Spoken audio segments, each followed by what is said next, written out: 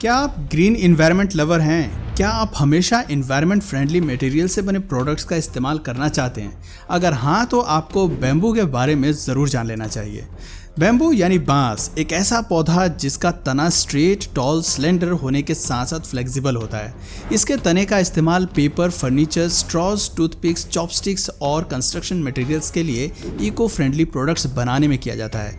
शायद इसीलिए पिछले कुछ सालों से दुनिया भर में बैम्बू फार्मिंग का ट्रेंड काफ़ी बढ़ा है। दोस्तों, बांस की बड़े पैमाने पर खेती अफ्रीका, एशिया, अमेरिका और प्रशांत क्षेत्रों में की जाती है। अगर कंट्रीज़ की बात करें तो बांस की खेती अत्यधिक रूप से चीन, इंडोनेशिया, नाइजीरिया, ब्राज़ील और म्यांमार के अलावा भारत जैसे देशों में भी की जाती है। वैसे तो बांस के पौधे का साइंटिफिक नेम बम्बूसा वुल्गारिस है, लेकिन भारत में बांस के पौधे को हरा सोना कहा जाता है। बांस के बने प्रोडक्ट्स इको फ्रेंडली होते हैं, साथ ही बैम्बू फार्मिंग में मेहनत कम लगती है और कमाई बहुत अच्छी होती है, जिस वजह से दिन प्रतिदिन दुनिया भर में बांस की खेती का क्रेज बढ़ रहा है। बैम्बू फार्मिंग के साथ एक सबसे अच्छी बात ये भी है कि बांस की खेती से बंजर ज़मीन को भी सही बनाया जा सकता है। इसके साथ ही बांस दुनिया में सबसे तेज़ी से बढ़ने वाले पौधों में से एक है। जैसे वुड बैम्बू, ये एक नेचुरल कंपोजिट मटेरियल है। इसकी स्ट्रेंथ सॉफ्ट वुड और हार्ड वुड के समान होती है। ये किसी भी मौसम में ख़राब नहीं होता। बांस की फसल को एक बार लगाकर कई सालों तक इससे उपज लिया जा सकता है। बांस की खेती के लिए किसी भी खास तरह की मिट्टी की ज़रूरत नहीं होती। इसे किसी भी सूखी मिट्टी में उगा सकते हैं, लेकिन रेतीली दोमट मिट्टी में बांस के पौधे अधिक तेज़ी से विकसित होते हैं। इसकी खेती के लिए ज़मीन 4.5 से 6 pH मान वाली चाहिए होती है। बांस के पौधे वार्म टेम्परेचर और ट्रॉपिकल क्लाइमेट्स में अच्छे से विकास करते हैं। ऐसा कहा जाता है कि इस जलवायु में बांस के पौधे प्रतिदिन 3 इंच तक बढ़ जाते हैं। वैसे इसके पौधे पर जलवायु परिवर्तन का कोई खास असर देखने को नहीं मिलता, लेकिन ये अत्यधिक ठंड और दलदल में भी बहुत अच्छी वृद्धि करते हैं। दोस्तों, बांस के पौधे को अधिक सिंचाई की भी ज़रूरत नहीं होती है। इसके पौधों को केवल शुरुआत में ही नमी की ज़रूरत होती है। इसलिए कम वर्षा वाले क्षेत्र या शुष्क क्षेत्रों में मिट्टी में नमी बनाए रखने के लिए सूखे कार्बनिक पदार्थों या सूखे पत्तों को गीला करके घास की तरह पौधे के चारों ओर फैला दिया जाता है, जिससे अंकुरों को जन्म लेने में आसानी होती है। बांस के पौधे सामान्य तौर पर 5 वर्ष में कटाई के लिए तैयार हो जाते हैं, लेकिन इसकी कुछ किस्में कटाई के बाद भी अपने आप फिर से वृद्धि कर लेती हैं। कटाई के बाद बांस के पेड़ों को प्रोसेसिंग एरिया में ले जाया जाता है, जहां इनसे हमारे ज़रूरत के कई सारे प्रोडक्ट्स तैयार किए जाते हैं, जिसमें सबसे पहले नंबर पर प्लाईवुड आता है। प्लाईवुड प्रोडक्शन के लिए बैम्बू पोल्स को बराबर आकार की पट्टियों में बांटा जाता है। उसके बाद बांस की इन पट्टियों को पॉलिश करके सुखाया जाता है। फिर क्लाइंट्स की ज़रूरत के अनुसार इन पट्टियों को विभिन्न आकृतियों में मोड़ा जाता है। एक बार बांस की पट्टियों को अलग अलग आकृतियों में मोड़ देने के बाद उनकी क्वालिटी की जांच की जाती है।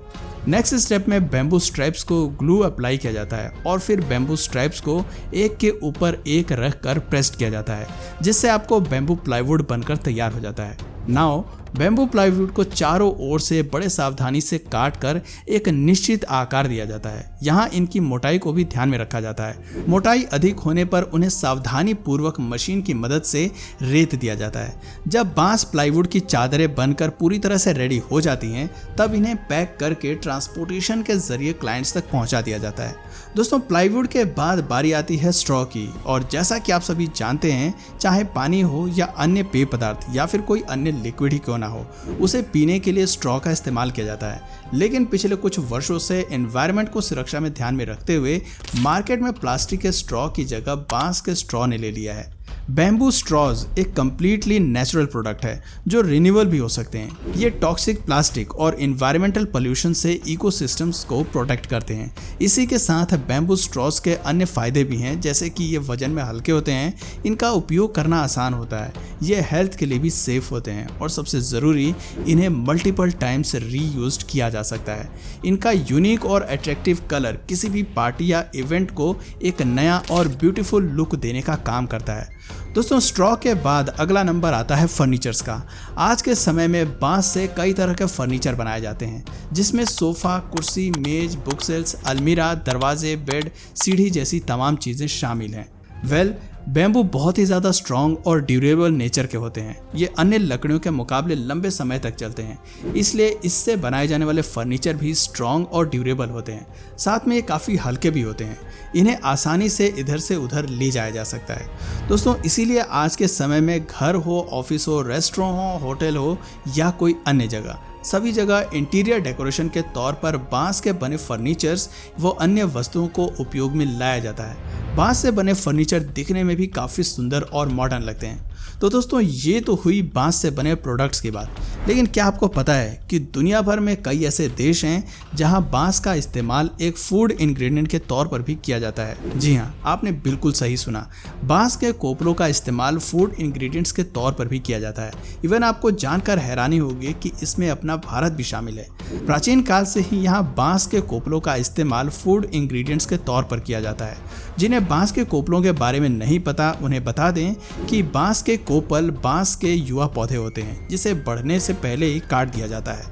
ये हल्के पीले रंग के होते हैं, इनकी महक तेज होती है और इनका स्वाद बेहद ही कड़वा होता है। इसका इस्तेमाल सब्जी, अचार, सलाद सहित अन्य प्रकार के फूड्स बनाने में किया जाता है। वैसे आपको बता दें कि बांस के कोपलों में प्रोटीन और फाइबर जैसे न्यूट्रिशंस अत्यधिक मात्रा में पाए जाते हैं, जो कुपोषण से लड़ने में काफ़ी मददगार साबित होते हैं। इसके अलावा बांस के कोपलों में vitamin C, thiamine, vitamin B6, phosphorus, potassium, zinc, copper, manganese, protein, vitamin E और आयरन जैसे कंपोनेंट्स भी पाए जाते हैं।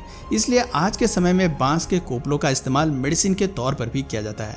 दोस्तों, साल 2009 में न्यूट्रिशन नमक जर्नल में एक स्टडी प्रकाशित हुई थी, जिसके मुताबिक बांस के कोपलों में बड़ी मात्रा में फाइबर पाए जाते हैं, जो खून में कोलेस्ट्रॉल की मात्रा को कम करने में मदद करते हैं।